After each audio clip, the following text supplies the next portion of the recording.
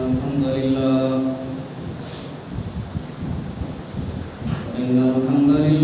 نحمده ونستعينه ونستغفره ونعوذ بالله من شرور أنفسنا ومن سيئات أعمالنا من يهده الله فلا مضل له ومن يضلله فلا هادي له وأشهد أن لا إله إلا الله وأشهد أن محمدا عبده ورسوله أما بعد فإن خير الحديث كتاب الله وخير الهدي هدي محمد صلى الله عليه وسلم وشر الأمور محدثاتها وكل محدثة بدعة وكل بدعة ضلالة وكل ضلالة في النار. أعوذ بالله من الشيطان الرجيم. بسم الله الرحمن الرحيم. قل إن صلاتي ونسكي ومحياي ومماتي لله رب العالمين لن تنالوا البر حتى تنفقوا مما تحبون وما تنفقوا من شيء فإن الله به عليم. اللهم صل على محمد وعلى آل محمد كما صليت على إبراهيم وعلى آل إبراهيم إنك حميد مجيد. اللهم بارك على محمد وعلى آل محمد كما باركت على إبراهيم وعلى آل إبراهيم إنك حميد مجيد. قال رب اشرح لي صدري ويسر لي أمري واحلل عقدة من لساني يفقهوا قولي. اللهم رب زدني علما اللهم رب زدني علما اللهم رب زدنی علما. تمام قسم کی حمد و ثنا، تمام تعریفیں اللہ رب العالمین کے لیے لائق ہیں. درود و سلام نازل ہو تمام انبیاء اکرام پر اور خاص کر جناب محمد رسول اللہ صلی اللہ علیہ وسلم پر. خطبہ مسنونہ کے بعد میں نے آپ حضرات کے سامنے قرآن مجید سے دو چھوٹی سی آیتیں تلاوت کی ہیں. اللہ رب العالمین سے دعا ہے کہ مجھے بھی اور آپ کو بھی چند باتیں ہمارے سامنے آئیں، عمل کرنے کی توفیق نصیب فرمائے. آمین.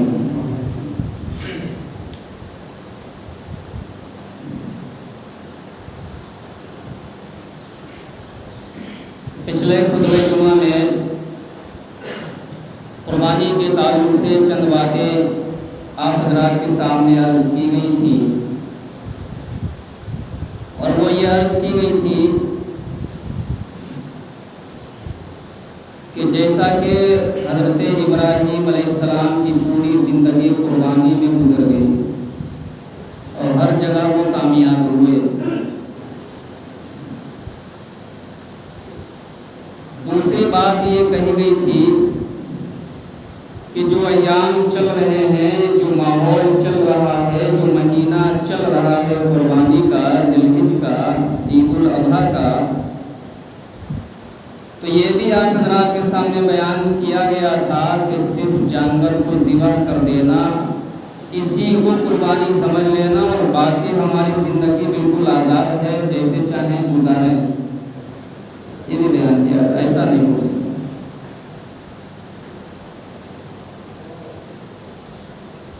میں نے آپ کے سامنے جو قرآن مجید کی آیت رکھی ہے کہ قل ان صلاتی و نسکی و محیای و مماتی للہ رب العالمین، تو اس میں اب اس کے تعلق سے زیادہ نہ کہیں کہ بس ایک بات کہہ کے اپنی بات آگے بڑھا رہا ہوں. ان ایاموں میں، اس ماحول میں جو جانور ذبح کرنا ہے یا جس طرح جس لائن سے ہمیں قربانی دینا ہے، وہ ہمیں خالص اللہ کے لیے، اللہ کی رضا کے لیے، کوئی دکھاوا یا کوئی ریاکاری نہیں ہونی چاہیے. اس آیت کے اندر آپ پڑھیں گے تو مل جائے گا کہ میری نماز، میری قربانی، میرا جینا، میرا مرنا، یعنی میری زندگی اور میری موت سب اللہ رب العالمین کے لیے. آیت بھی آپ کے سامنے رکھی ہوئی تھی کہ فصل لربک وانحر، کہ اپنے رب کے لیے نماز پڑھیے اور اپنے رب کے لیے قربانی کیجیے، یہ آپ کے سامنے بیان ہوا تھا۔ اب یہ بیان کرنے کا مقصد آگے اپنی بات بڑھا رہا ہوں کہ قرآن مجید میں ایک اور آیت آتی ہے کہ لَقَدْ كَانَ لَكُمْ فِي رَسُولِ اللَّهِ أُسْوَةٌ حَسَنَةٌ، بڑی مشہور آیت ہے۔ اس آیت کی روشنی میں ہم اور آپ کو اپنے آپ کو ڈھالنا ہے۔ ویسے تو ہم آپس میں بیٹھ کے باتیں کرتے ہیں، نبی صلی اللہ علیہ وسلم کی سیرت بھی بیان کر لیتے ہیں، نبی صلی اللہ علیہ وسلم کے واقعات بھی سن لیتے ہیں اور آپس میں بیان کر دیتے ہیں، چرچا کر لیتے ہیں۔ صرف بات کرنے کا، صرف قصے بیان کرنا، یہ صرف یہ کافی نہیں ہے۔ آپ صلی اللہ علیہ وسلم کی پوری زندگی، جیسا کہ ابراہیم علیہ السلام کی پوری زندگی قربانی میں گزری، ایسے ہی ہمارے نبی صلی اللہ علیہ وسلم کی بھی پوری زندگی قربانی گزری۔ اور قربانی کا لفظ ہم بھی کبھی کبھی قربانی دیا کرتے ہیں۔ آدمی سردی کے موسم میں ٹھنڈے پانی سے وضو کرتا، نماز کے لیے آتا اور بڑی دور سے پیدل چل کے آتا کہ یہ قربانی نہیں ہے، یہ بھی قربانی ہے۔ یا دھوپ میں اس موسم میں، اور آج آپ لوگ جو دھوپ میں چل کر کے آئے ہیں یا سواری سے آئے ہیں، جیسے بھی آئے ہیں، کیا یہ قربانی نہیں ہے؟ یہ بھی قربانی ہے۔ مقصد یہ ہے کہ اللہ کے لیے اپنے آپ کو جب اور جیسے جیسے ضرورت پڑے اپنے آپ کو پیش کر دینا ہے۔ مال کی ضرورت پڑے تو اللہ کے لیے مال کو پیش کرنا ہے، اپنی ضرورت پڑے تو اللہ کے لیے اپنے آپ کو پیش کر دینا ہے۔ جب اپنے اوقات کو، اپنے وقتوں کو، ٹائم کو ہمیں اگر تقدیر کا تقاضا ہے تو اللہ کے لیے اپنے ٹائم کو بھی دینا، یہ بھی ایک قربانی ہے۔ آدمی شادی کرتا ہے، اپنے بیٹے یا بیٹی کو، اپنی لگتے جگر کو دوسرے کے حوالے کر دیتا ہے، کیا ہماری آنکھوں میں آنسو نہیں آتے؟ یہ قربانی نہیں ہے؟ یہ بھی بہت بڑی قربانی ہے کہ جس کو ہم نے چھوٹے سے لے کر کے بڑے تک اس کی خدمت کی، اس کو پالا اور پال کر کے تیار کر کے اور دوسرے کے حوالے کر دیا کہ یہ قربانی چھوٹی موٹی ہے، یہ بھی بہت بڑی قربانی ہے۔ اور حضرت ابراہیم علیہ السلام کی قربانی کو سمجھے کہ جب اللہ نے یاد کیا، اللہ نے قربانی مانگی اور آپ نے قربانی پیش کر دی۔ خواتین حضرات بھی آئی ہوں گی، وہ بھی سنیں کہ حضرت ابراہیم علیہ السلام جب اپنے لگتے جگر اپنے بیٹے کو حضرت اسماعیل علیہ السلام کو اور اپنی بیوی حضرت سارہ کو جو اللہ کا حکم ہوا ایک میدان میں چھوڑ کر کے آ رہے ہیں، جہاں نہ کوئی درخت ہے، نہ کوئی سایہ ہے، کچھ بھی نہیں ہے، اور پھر وہ مکے کی دھوپ کو گرمی چھوڑ کر کے آ رہے ہیں، اور کوئی انتظام بھی لمبا چوڑا کر کے نہیں آ رہے ہیں کہ آپ کو اتنے دن رہنا ہے، آپ کو یہ کھانا ہے، یہ پینا ہے۔ بس مختصر سے کھانے کا سامان، وہ کھجور اور وہ پانی آپ دے کر کے آئے ہیں اور دے کر کے واپس آ رہے ہیں۔ آپ کی بیوی فرماتی ہے، اے ابراہیم، کہ اللہ کا یہی حکم ہے؟ خواتین حضرات ہیں وہ سنیں، متوجہ ہوں۔ جب پہنچا کر کے آئے، وہاں چھوڑ کر کے آئے، تو آپ کی بیوی فرماتی ہے، اے ابراہیم، کیا اللہ کا یہی حکم ہے؟ آپ فرماتے ہیں، ہاں یہی حکم ہے۔ تو پھر مطمئن ہو گئی کہ پھر میرے لیے اللہ کافی ہے۔ اس سے ہمیں یہ عقیدہ ملتا ہے کہ کس मजबूती से उनका अकीदा बना होगा कि ना कोई वहाँ साया है, न कोई दरख्त है, न खाने का इंतज़ाम है, न पीने का इंतज़ाम है। और जैसा कि एक रास्ता चलने का होता है कि आया गया आने जाने वाले, ऐसा इस तरह का कोई रास्ता भी नहीं था, इल्ला कि कभी कोई दिख गया आता जाता। ऐसा नहीं कि हाँ अभी आए अभी गए, ऐसा भी नहीं। ऐसी जगह पर छोड़ कर गया। कितनी कुर्बानी, इतनी कुर्बानी है हज़रत इब्राहीम अलैहिस्सलाम और हज़रत इस्माइल अलैहिस्सलाम की दोनों को मिल करके अगर आप कुरान मजीद का मुताला करें तो 21 सूरह के अंदर, सूरह नाम बताने का नहीं है और कभी ज़रूरत पड़ी तो नाम भी बता देंगे, 21 सूरत के अंदर हज़रत इस्माइल और हज़रत इब्राहीम के वाक़यात दर्ज है, उनकी कुर्बानियाँ दर्ज है।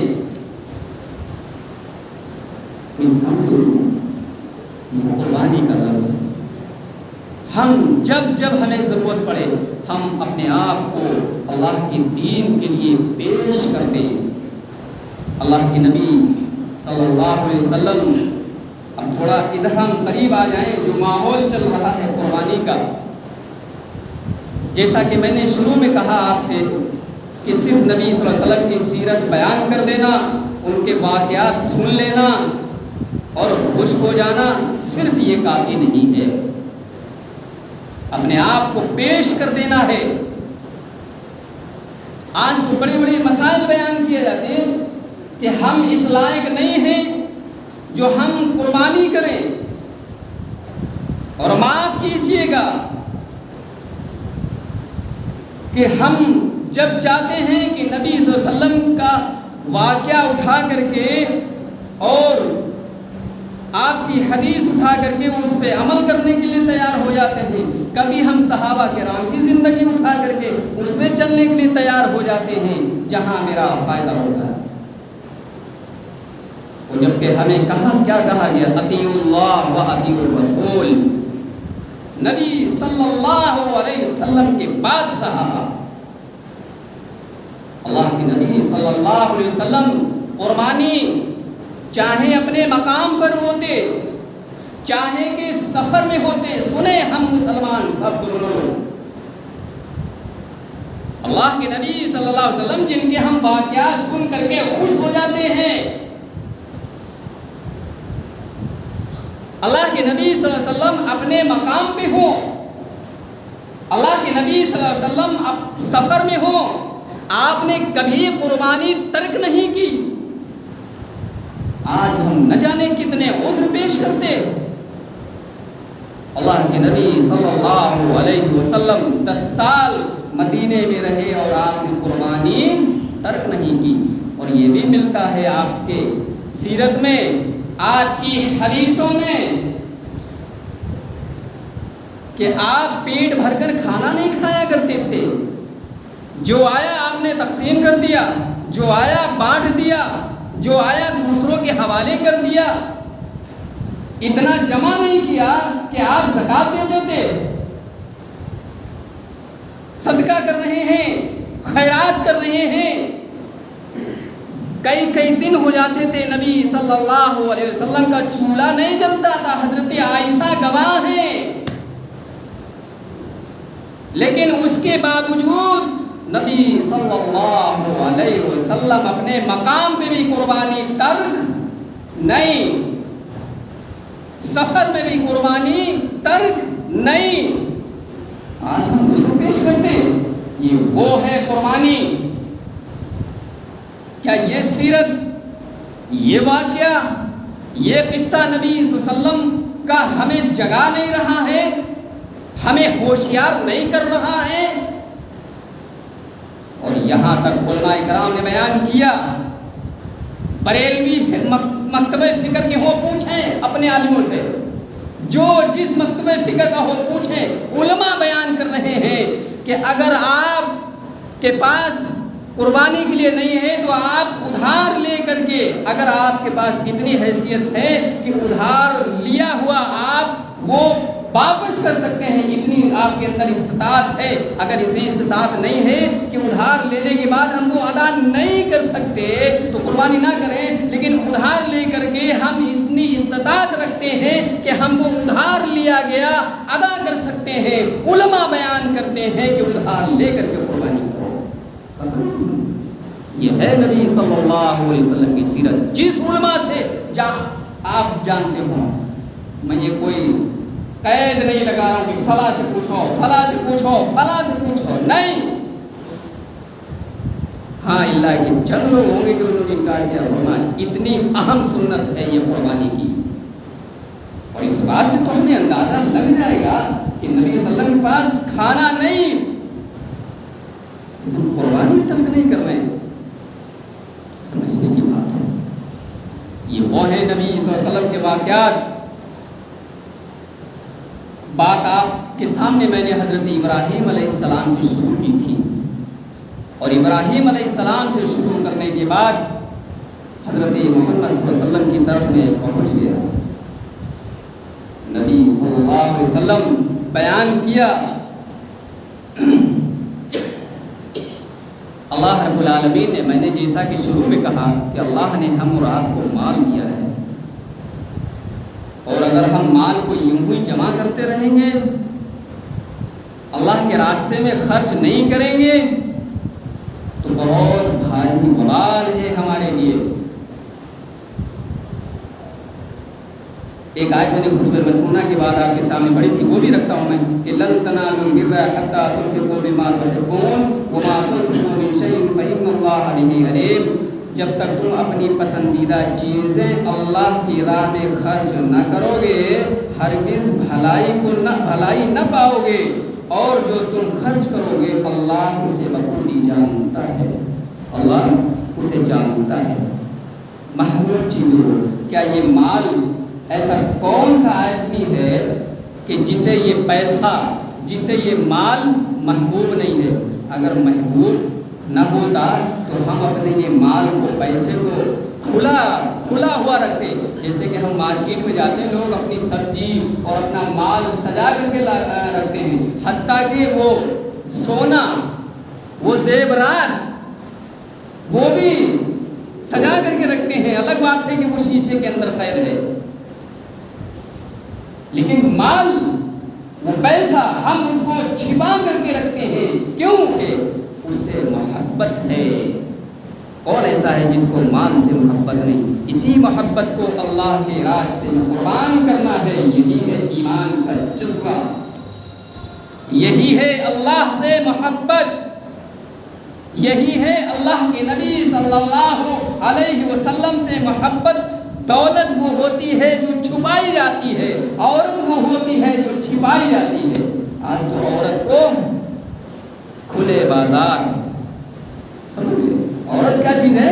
چھپانے کی چیز ہے، اس کو کھلے بازار رکھنا۔ دولت چھپانے کی چیز ہے، محبت ہے۔ قرآن کے اندر بیان کیا کہ الذین جمع مالا وعددہ، جو مال کو جمع کرتا جائے، گنتا جائے، یحسب ان مالہ اخلدہ، وہ سمجھتا ہے کہ اس کا مال اس کے پاس سدا رہے گا۔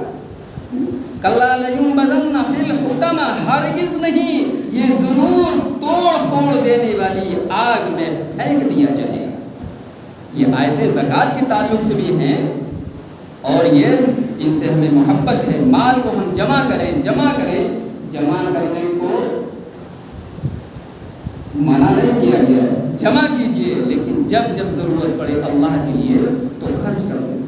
آگے پھر وما ادراک ما الحطمہ، اور تجھے کیا معلوم کہ یہ آگ کیا ہوگی؟ نار اللہ الموقدہ، وہ اللہ کی سلگائی ہوئی آگ ہوگی، التی تطلع علی الافئدہ، جو دلوں پر چڑھتی چلی جائے گی، جو دلوں پر، یہ ان کے لیے ہے جو مال بس سمیٹ کر کے ادھر سے مل جائے ادھر سے مل جائے، حتیٰ کہ حلال ہی ہے، ہم حلال ہی کما رہے ہیں، لیکن مال کی ہوس ہے، ادھر سے آنا چاہیے ادھر سے آنا چاہیے، بینک بیلنس رہنا چاہیے، جمع کرنا چاہیے، اور اللہ کے راستے میں خرچ نہیں کرنا چاہیے۔ یہ ان کے لیے وعید ہے۔ قرآن بیان کر رہا ہوں، میں حدیث میں جا قرآن بیان کر رہا ہوں، التی تطلع علی الافئدہ، جو دلوں کو چڑھ بڑھتی چلی جائے گی۔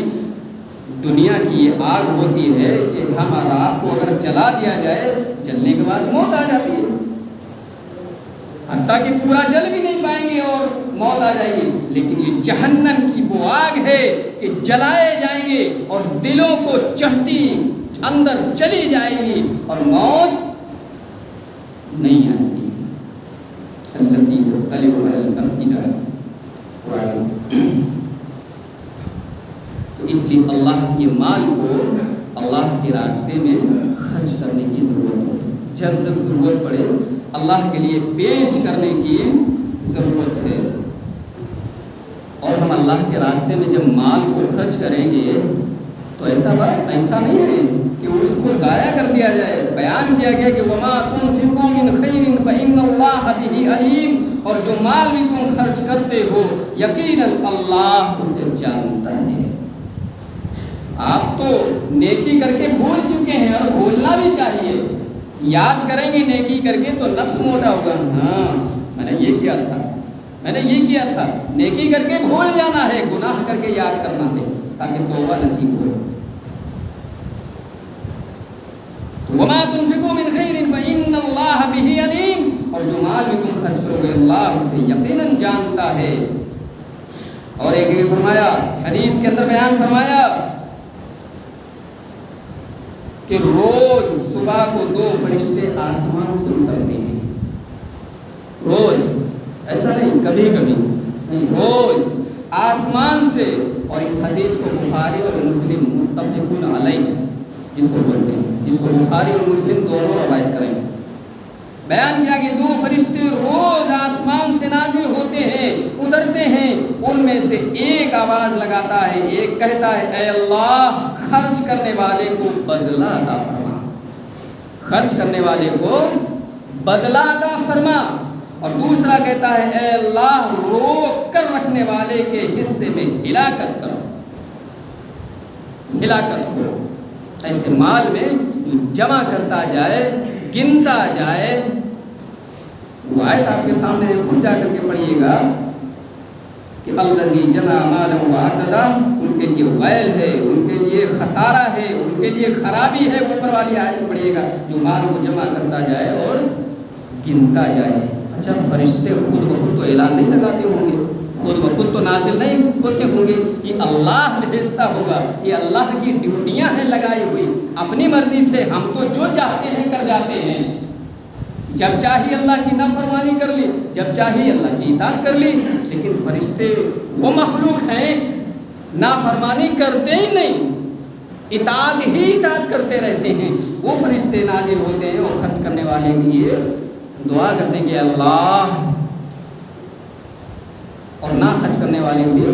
اس لیے یہ مال ہم نے جو کمایا ہے، ہم یہ دھوکے میں ہیں، ہم یہ بھول جائیں کہ یہ ہمارا ہے، یہ اللہ کا دیا ہوا مال ہے۔ اور اسی کی تفسیر کرتے ہوئے قرآن کے اندر یہ بتایا کہ فرشتے اپنی طرف سے تو نہیں کہیں گے کہ وَمَا تُنْفِقُوا مِنْ شَيْءٍ فَهُوَ يُخْلِفُهُ، اور جو کچھ بھی تم خرچ کرو گے اللہ ان میں سے اس کا بدلہ پورا پورا دے گا۔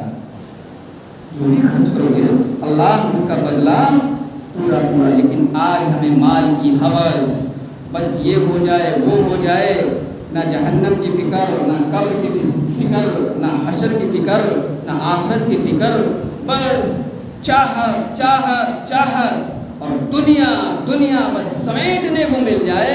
اور اتنا دنیا کے پیچھے بھاگ رہے، اتنا دنیا کے پیچھے بھاگ رہے کہ بھاگتے بھاگتے بھاگتے بھاگتے ہم قبروں میں چلے جاتے اور آخرت کا ہمیں کوئی خوف نہیں ہوتا۔ قرآن نے بیان خود ہی فرما دیا ہے الہاکم التکاثر، کثرت کی چاہت نے تمہیں غافل کر دیا۔ الہاکم التکاثر، کثرت کی چاہت نے تمہیں غافل کر دیا۔ حتی زرتم المقابر، یہاں تک کہ تم قبرستان جا پہنچے، یہاں تک کہ تم قبرستان، تمہاری یہی چاہت رہی یہ مل جائے وہ مل جائے، اور دین کی خرچ کرنے کی، اپنے آپ کو سنوارنے کی، بنانے کی کوئی فکر نہیں، اور ایسے ہی تم قبرستان چلے گئے، قبروں میں دفن ہو گئے۔ حتی زرتم المقابر، یہاں تک کہ تم قبرستان आसमान जा पहुँचे। और आखिरी आयत के अंदर बयान किया कि सुम्मा लतुसअलुन्ना यौमइज़िन अनिन नईम, फिर उस दिन तुमसे ज़रूर बिल ज़रूर नेमतों के बारे में सवाल होगा। सुम्मा लतुसअलुन्ना यौमइज़िन अनिन नईम, फिर उस दिन तुमसे ज़रूर बिल ज़रूर नेमतों के बारे में सवाल होगा। ये जितनी चीज़ें अल्लाह रब्बुल आलमीन ने हम और आपको दी हैं, माल औलाद जो भी चीज़ें समझ लें, ये सब अल्लाह की नेमतें हैं। और एक एक नेमत के बारे में, जो एक ठंडा पानी, एक घूंट ठंडा पानी हम पीते, वो भी अल्लाह की नेमत है। और अल्लाह की ज़मीन पे रहते हुए, अल्लाह की ज़मीन पे बसते हुए ठंडा सांस ले रहे हैं। अभी कभी कभी हल्की सी हवा अल्लाह रब्बुल आलमीन रोक देता है। कितनी गर्मी होती है, आदमी न घर के अंदर चैन, न बाहर चैन, कहीं सुकून नहीं। अगर थोड़ी सी और अल्लाह रब्बुल आलमीन हवा रोक ले, सांस रोक ले, तो हम और आपका हाल क्या होगा। तो ये ठंडी सांस लेना, ये अल्लाह की नेमतें नहीं है। ये ठंडा पानी पीना, ये अल्लाह की नेमतें नहीं है। ये दिन के उजाले में हम काम करें और रात के अंधेरे में आराम सुकून लें, सोएं, ये अल्लाह की नेमतें नहीं हैं। कितनी नेमतें हैं उसको खुद कुरान ने बयान कर दिया। फ़बिअय्यि आलाइ रब्बिकुमा तुकज़्ज़िबान, किन किन को ठुकराओगे आप। अल्लाह करे हमारे समझ में आ जाए। अल्लाह रब्बुल आलमीन से दुआ है कि हमें भी और आपको भी अमल करने की तौफीक नसीब फरमाए। अल्लाह जो परेशानी, उनकी परेशानी को दूर फरमाए। अल्लाह जो बीमार है उन्हें शिफा नसीब फरमाए। अल्लाह जिन भाइयों ने दुआओं ने कहा था, जायज़ तमन्नाओं को, उनकी जायज़ दुआओं को कबूल फरमा। अल्लाह हमारे मुल्क के और तमाम ममालिक के जो हालात हैं हम और आपके सामने हैं, अल्लाह ताला हम और आपके अमल के साथ हालात को सुधारने की तौफीक, हालात को सुधारने, अल्लाह हम हालात को सुधारे। आमीन या रब्बल आलमीन।